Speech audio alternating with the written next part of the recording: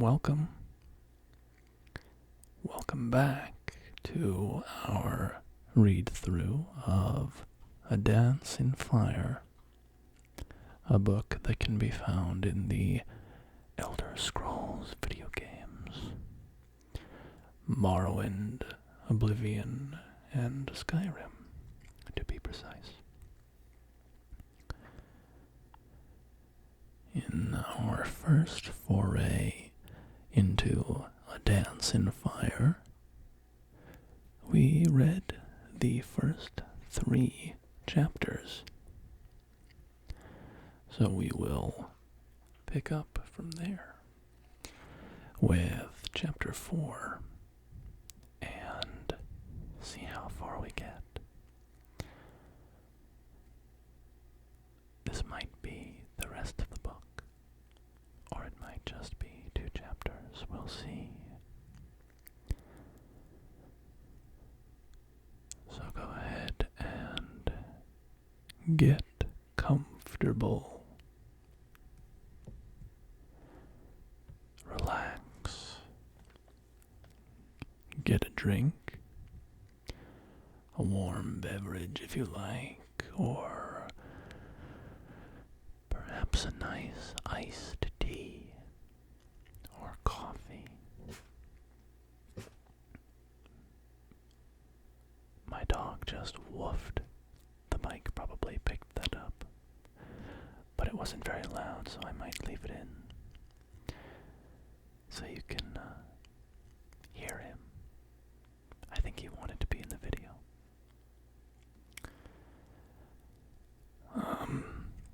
But go ahead and get cozy. Wrap yourself in a blanket. Or perhaps you live somewhere quite warm, and that would be the opposite of comfortable, which is certainly the case for me. But I do have a beverage with me. I have a lovely lemon tea with a bit of honey in it.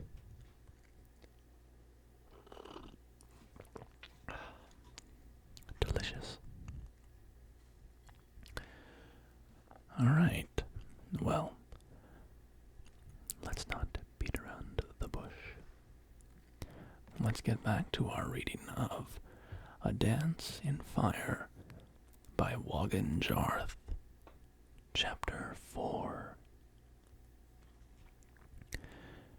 18 Bosmeri and 1 Cyrodiilic former senior clerk for an Imperial Building Commission trudged through the jungle westward from the Xylo River to the ancient village of Vindisi.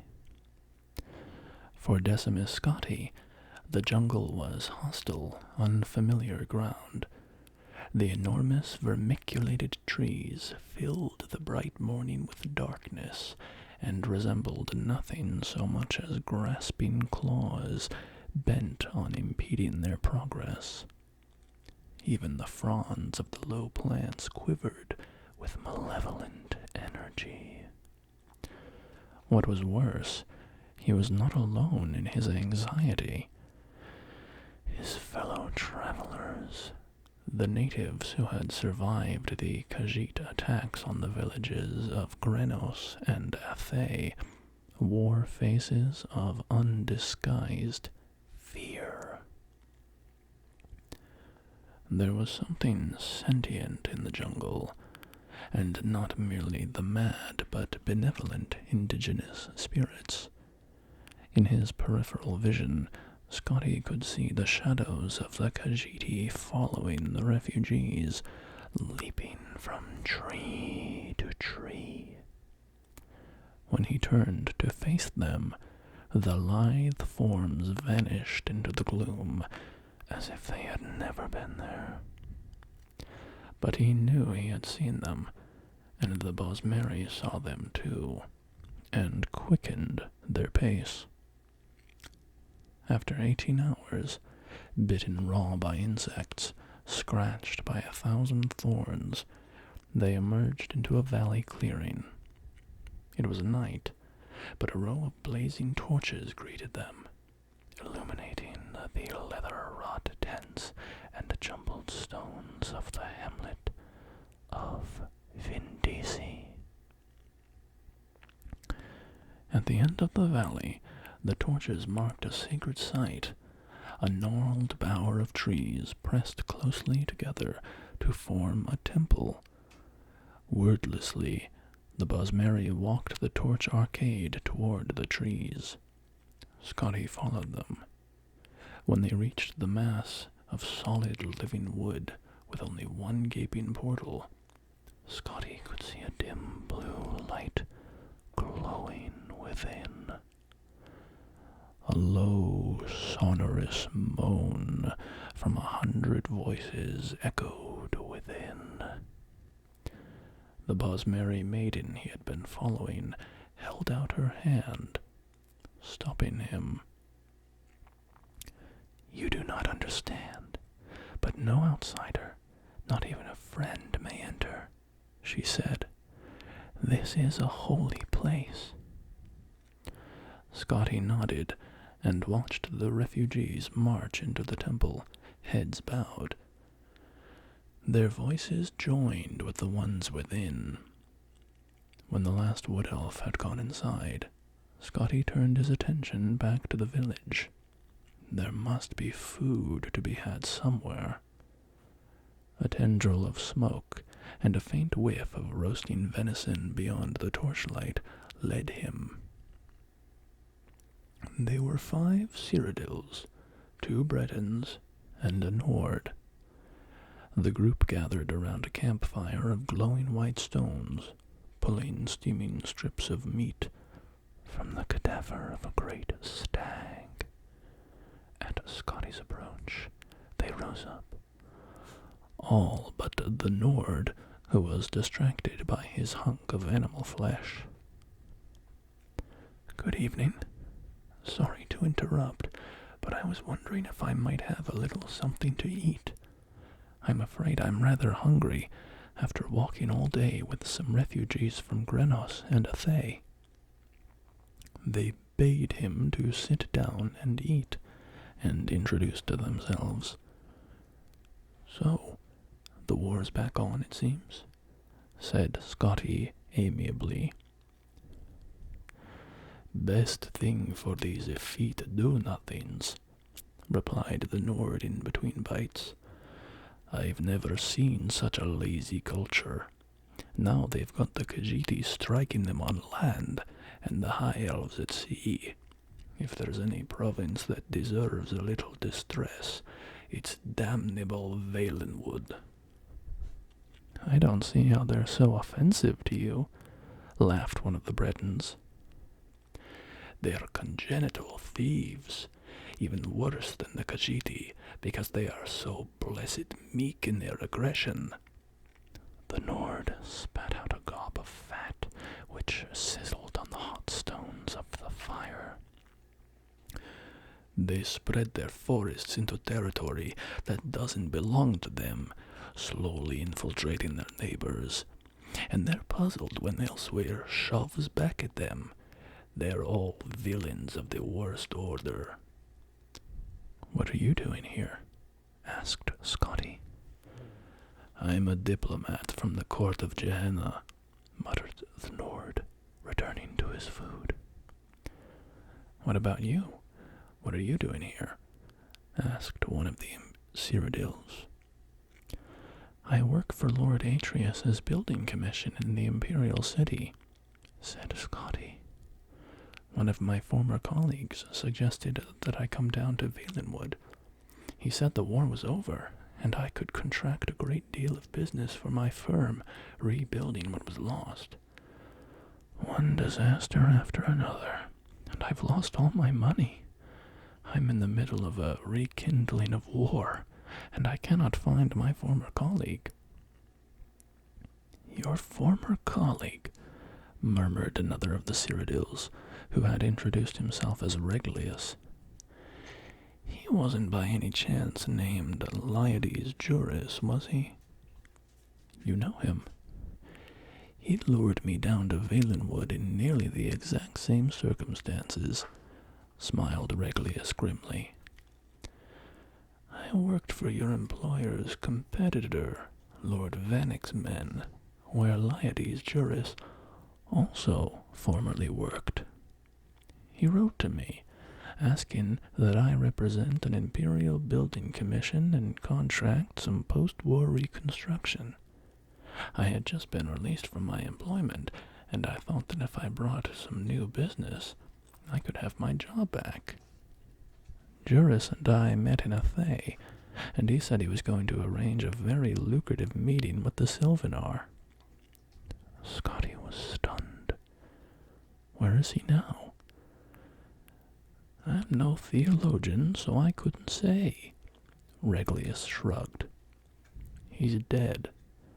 When the Khajiit attacked the Thay, they began by torching the harbor where Juris was readying his boat. Or, I should say, my boat, since it was purchased with the gold I brought. By the time we were even aware of what was happening enough to flee, everything but the water was ash. The Khajiit may be animals, but they know how to arrange an attack. I think they followed us through the jungle to Vindisi, said Scotty nervously. There was definitely a group of something jumping along the treetops. Probably one of the monkey folk, snorted the Nord. Nothing to be concerned about. When we first came to Vindisi, and the Bosmeri all entered that tree, they were furious, whispering something about unleashing an ancient terror on their enemies. The Breton shivered, remembering. They've been there ever since, for over a day and a half now. If you want something to be afraid of, that's the direction to look. The other Breton, who was a representative of the Daggerfall Mages Guild, was staring off into the darkness while his fellow provincial spoke. Maybe. But there's something in the jungle, too. Right on the edge of the village. Looking in. More refugees, maybe? Asked Scotty, trying to keep the alarm out of his voice. Not unless they're traveling through the trees now, whispered the wizard. The Nord and one of the Cyrodiils grabbed a long tarp of wet leather and pulled it across the fire, instantly extinguishing it without so much as a sizzle. Now Scotty could see the intruders, their elliptical yellow eyes and long, cruel blades catching the torchlight. He froze with fear, praying that he too was not so visible to them. He felt something bump against his back and gasped. Reglius's voice hissed from up above. Be quiet for Mara's sake and climb up here. Scotty grabbed hold of the knotted double vine that hung down from a tall tree at the edge of the dead campfire. He scrambled up it as quickly as he could, holding his breath lest any grunt of exertion escape him. At the top of the vine, high above the village, was an abandoned nest from some great bird in a trident-shaped branch. As soon as Scotty had pulled himself into the soft, fragrant straw, Reglius pulled up the vine. No one else was there, and when Scotty looked down, he could see no one below. No one, that is, except the Khajiit, slowly moving toward the glow of the temple tree. Thank you, whispered Scotty, deeply touched that a competitor had helped him. He turned away from the village and saw that the tree's upper branches brushed against the mossy rock walls that surrounded the valley below. How are you at climbing? You're mad, said Reglius under his breath. We should stay here until they leave. If they burn Vindisi, icy like they did at Thay and Grenos. We'll be dead sure as if we were on the ground. Scotty began the slow, careful climb up the tree, testing each branch. Can you see what they're doing? I can't really tell. Regulus stared down into the gloom. They're at the front of the temple. I think they also have, it looks like long ropes trailing off behind them, off into the pass. Scotty crawled onto the strongest branch that pointed toward the wet, rocky face of the cliff. It was not a far jump at all, so close, in fact, that he could smell the moisture and feel the coolness of the stone. But it was a jump, nevertheless, and in his history as a clerk, he had never before leapt from a tree 100 feet off the ground to a sheer rock. He pictured in his mind's eye the shadows that had pursued him through the jungle from the heights above, how their legs coiled to spring, how their arms snapped forward in an elegant, fluid motion to grasp. He leapt. His hands grappled for a rock, but long, thick cords of moss were more accessible. He held hard, but when he tried to plant his feet forward, they slipped up skyward. For a few seconds, he found himself upside down before he managed to pull himself into a more conventional position. There was a narrow outcropping jutting out of the cliff where he could stand and finally exhale. Reglius. Reglius. Reglius. Scotty did not dare to call out. In a minute, there was a shaking of branches, and Lord Vanek's man emerged. First his satchel, then his head, then the rest of him. Scotty started to whisper something, but Reglius shook his head violently and pointed downward. One of the Khajiit was at the base of the tree, peering at the remains of the campfire. Reglius awkwardly tried to balance himself on the branch, but as strong as it was exceedingly difficult with only one free hand. Scotty cupped his palms and then pointed at the satchel. It seemed to pain Reglius to let it out of his grasp, but he relented and tossed it to Scotty. There was a small, almost invisible hole in the bag, and when Scotty caught it, a single gold coin dropped out. It rang as it bounced against the rock wall on the descent, a high, soft sound that seemed like the loudest alarm Scotty had ever heard. Then many things happened very quickly. The Cathay Rat at the base of the tree looked up and gave a loud wail. The other Khajiit followed in chorus, as the cat below crouched down and then sprung up into the lower branches. Reglius saw it below him, climbing up with impossible dexterity, and panicked. Even before he jumped, Scotty could tell that he was going to fall.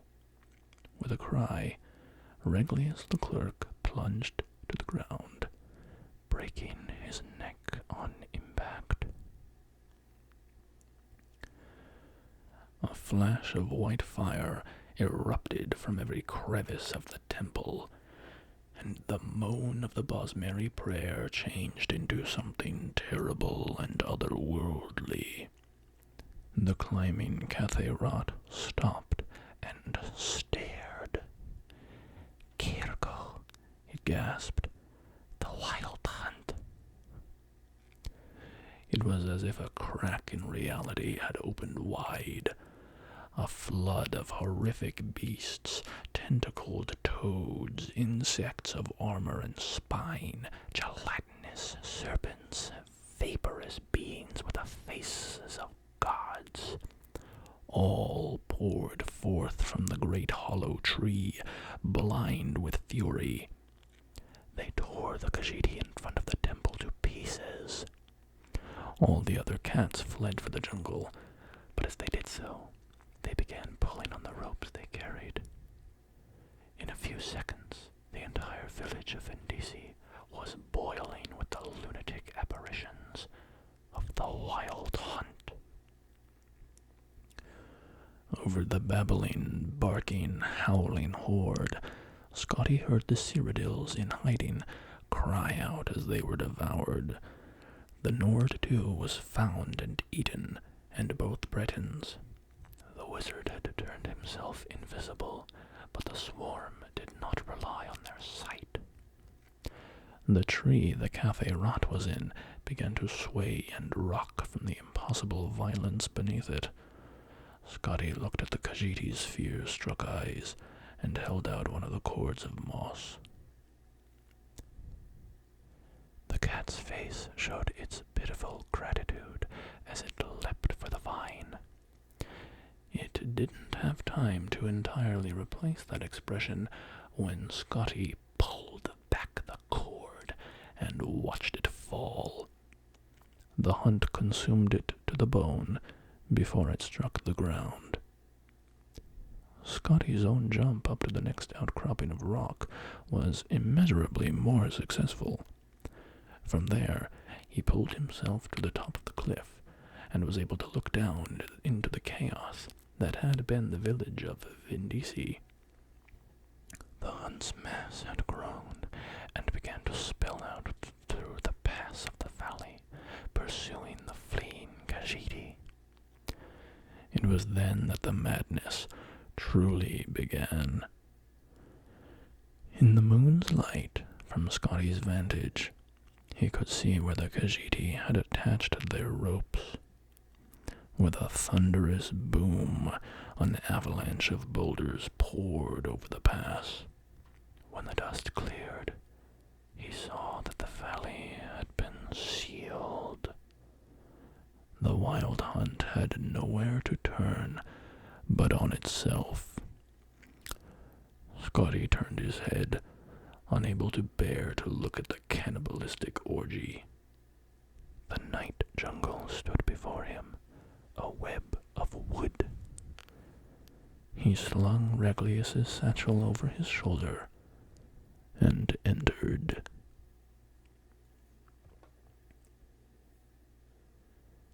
Chapter 5.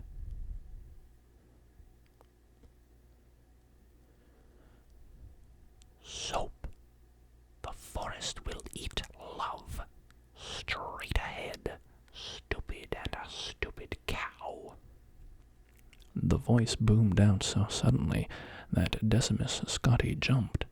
He stared off into the dim jungle glade from which he only heard animal and insect calls and the low whistling of wind moments before. It was a queer, oddly accented voice of indiscriminate gender, tremulous in its modulations, but unmistakably human, or, at very least, elven. An isolated Bosmer, perhaps, with a poor grasp of the Cyrodiilic language. After countless hours of plodding through the dense knot of Valenwood jungle, any voice of slight familiarity sounded wondrous. "Hello?" he cried. "Beetles on any names? Certainly, yesterday, yes," the voice called back. "Who, what, and when, and mice?" "I am afraid I don't understand," replied Scotty, turning toward the brambled tree, thick as a wagon, where the voice had issued. "But you needn't be afraid of me. My name is Decimus Scotty. I'm a Cyrodiil from the Imperial City. I came here to help rebuild Valenwood after the war, you see, and now I'm rather lost." "Gemstones and grilled slaves. The war," moaned the voice, and broke down into sobs. "You know about the war? I wasn't sure. I wasn't even sure how far away from the border I am now." Scotty began slowly walking toward the tree. He dropped Regulus's satchel to the ground and held out his empty hands. "I'm unarmed. I only want to know the way to the closest town. I'm trying to meet my friend, Laides Juris, in Sylvanar." "Sylvanar?" the voice laughed. It laughed even louder as Scotty circled the tree. "Worms and wine, worms and wine. Sylvanar sings for worms and wine." There was nothing to be found anywhere around the tree. "I don't see you. Why are you hiding?" In frustration born of hunger and exhaustion, he struck the tree trunk. A sudden shiver of gold and red erupted from a hollow nook above, and Scotty was surrounded by 6 winged creatures, scarcely more than a few inches long. Bright crimson eyes were set on either side of tunnel-like protuberances, the animals' always open mouths. They were legless, and their thin, rapidly beating aureate wings seemed poorly constructed to transport their fat, swollen bodies. And yet they darted through the air like sparks from a fire.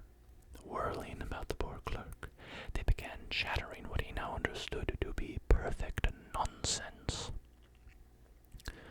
"Wines and worms, how far from the border am I?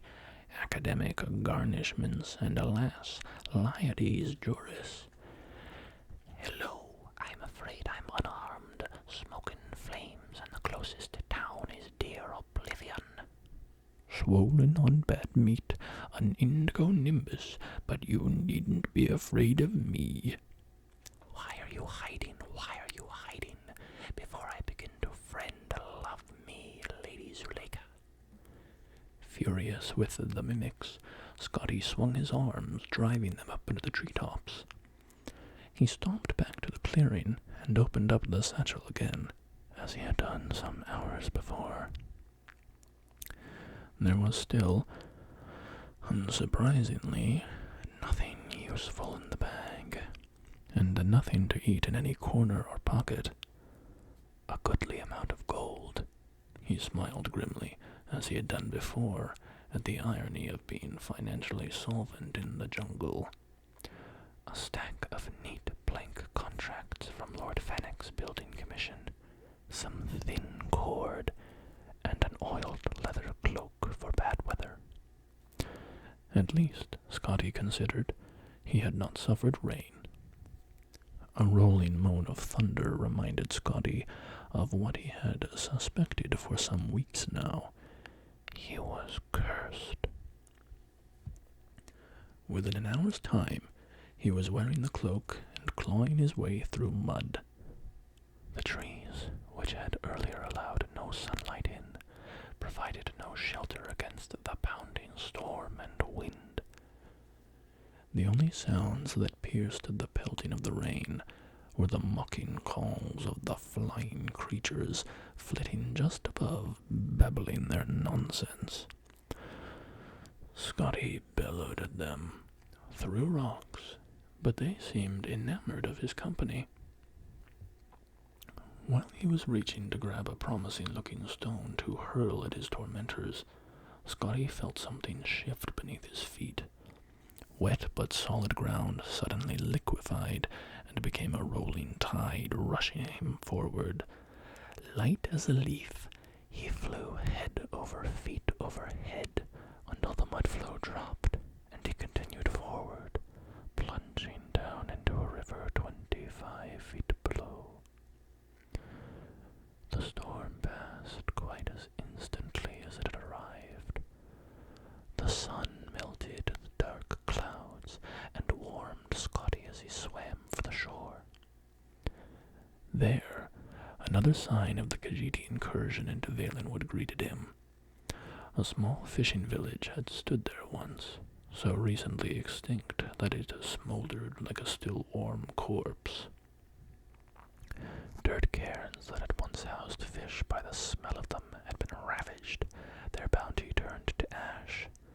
Rafts and skiffs lay broken, scuttled, half submerged.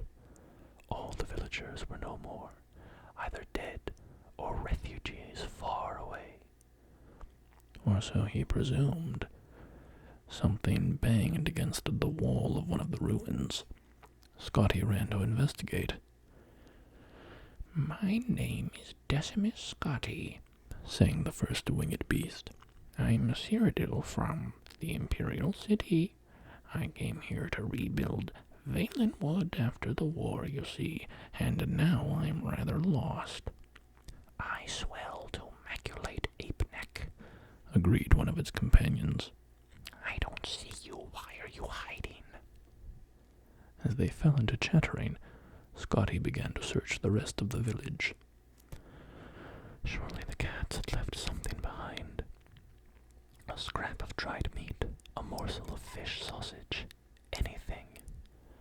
But as they had been immaculate in their complete annihilation, there was nothing to eat anywhere. Scotty did find one item of possible use under the tumbled remains of a stone hut. A bow and 2 arrows made of bone. The string had been lost, likely burned away in the heat of the fire. But he pulled the cord from Regulus's satchel and restrung it. The creatures flew over and hovered nearby as he worked. "The convent of the sacred Leiades Juris. You know about the war, worms and wines. Circumscribe a golden host, Apeneck." The moment the cord was taut, Scotty knocked an arrow and swung around, pulling the string tight against his chest.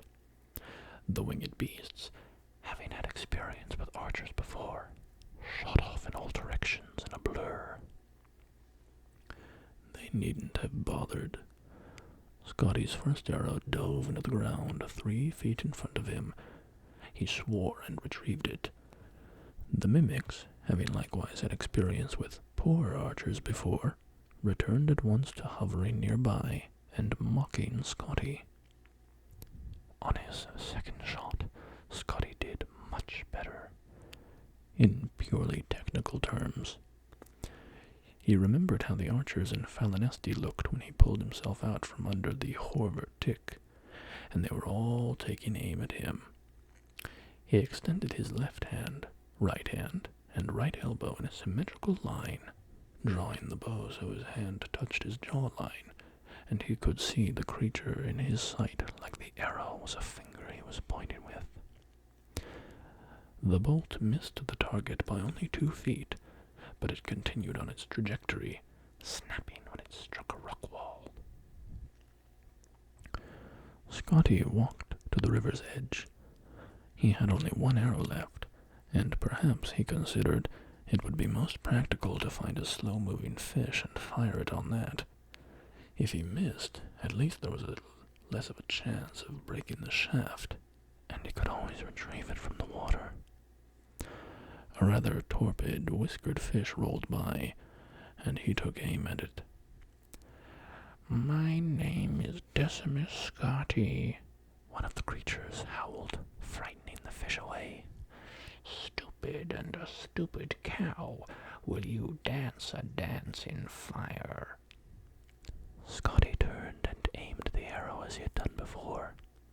This time, however, he remembered to plant his feet as the archers had done, 7 inches apart, knees straight, left leg slightly forward to meet the angle of his right shoulder. He released the last arrow. The arrow also proved a serviceable prong for roasting the creature against the smoking hot stones of one of the ruins. Its other companions had disappeared instantly after the beast was slain, and Scotty was able to dine in peace.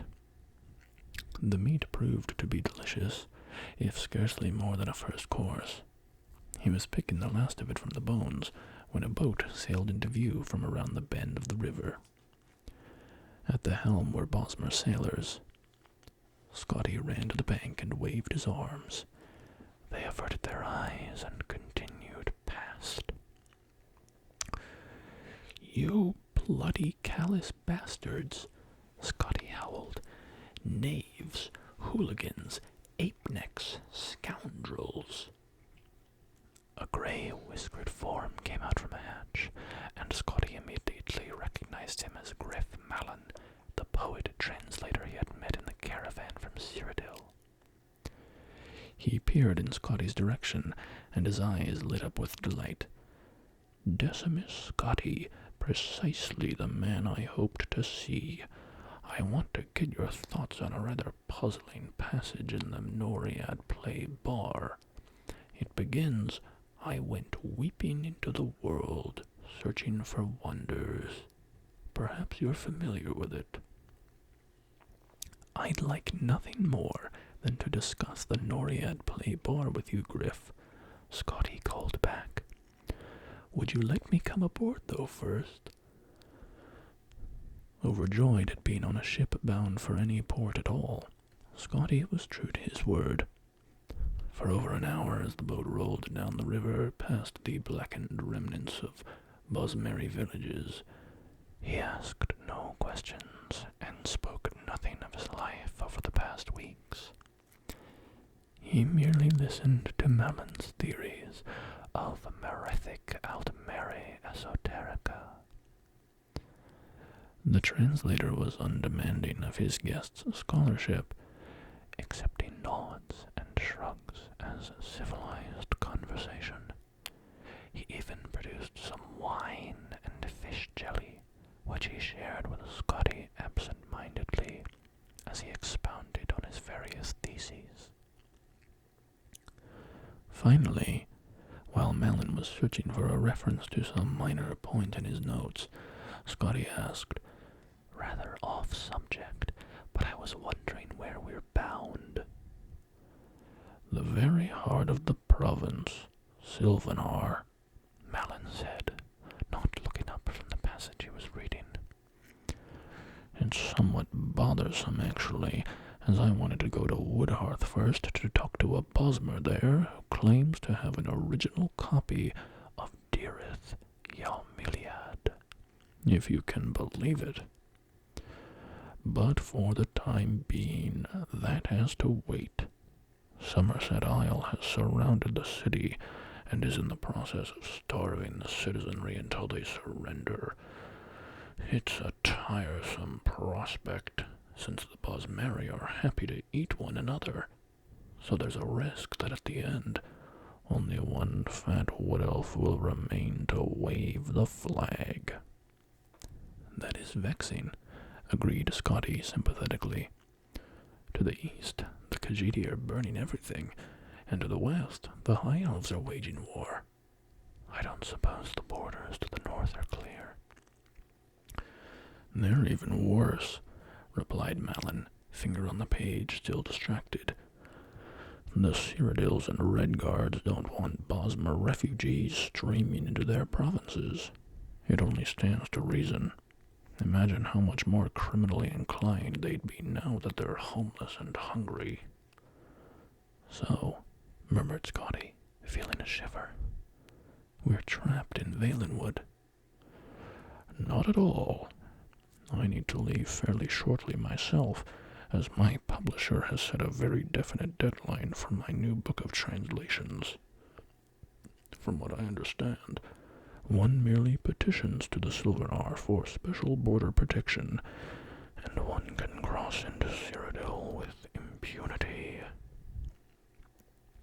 "Petition the Sylvanar, or petition at Sylvanar?" "Petition the Sylvanar at Sylvanar. It's an odd nomenclature that is typical of this place, the sort of thing that makes my job as a translator that much more challenging. The Sylvanar, he, or rather they, are the closest the Bosmeri have to a great leader. The essential thing to remember about the Sylvanar," Malin smiled, finding the passage he was looking for. "Here, a fortnight inexplicable, and the world burns into a dance. There's that metaphor again." "What were you saying about the Sylvanar?" asked Scotty. "The essential thing to remember. I don't remember what I was saying, replied Malin, turning back to his oration. In a week's time, the little boat bumped along the shallow, calmer waters of the foaming current the silo had become, and Decimus Scotti first saw the city of Silvanar. If Falinesti was a tree, then Silvanar was a flower, a magnificent pile of faded shades of green, red, blue, and white, shining with crystalline residue.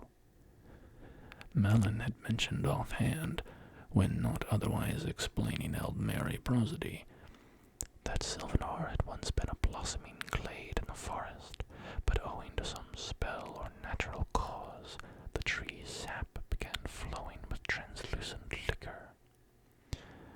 The process of the sap flowing and hardening over the colorful trees had formed the web of the city. Malin's description was intriguing, but it hardly prepared him for the city's beauty. "What is the finest, most luxurious tavern here?" Scotti asked one of the Bosmer boatmen. "Priscilla Hall," Malin answered. "But why don't you stay with me? I'm visiting an acquaintance of mine, a scholar I think you'll find fascinating. His hovel isn't much, but he has the most extraordinary ideas about the principles of a Merethic Eldmeri tribe, the Sarmathi. Under any other circumstances, I would happily accept," said Scotti graciously. "But after weeks of sleeping on the ground or on a raft, and eating whatever I could scrounge, I feel the need for some indulgent creature comforts. And then, after a day or two, I'll petition the Silvanar for safe passage to Cyrodiil." The men bade each other goodbye.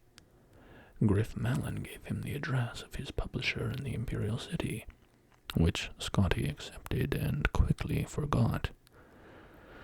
The clerk wandered the streets of Silvanar, crossing bridges of amber, admiring the petrified forest architecture. In front of a particularly estimable palace of silvery reflective crystal, he found Prithala Hall. He took the finest room and ordered a gluttonous meal of the finest quality. At a nearby table, he saw two very fat fellows, a man and a Bosmer, remarking how much finer the food was there than at the Silvanar's palace. They began to discuss the war and some issues of finances and rebuilding provincial bridges. The man noticed Scotti looking at them, and his eyes flashed recognition. "Scotti, is that you? Kinnereth, where have you been? I've had to make all the contacts here on my own." At the sound of his voice, Scotti recognized him. The fat man was Leiades Jorus, vastly engorged.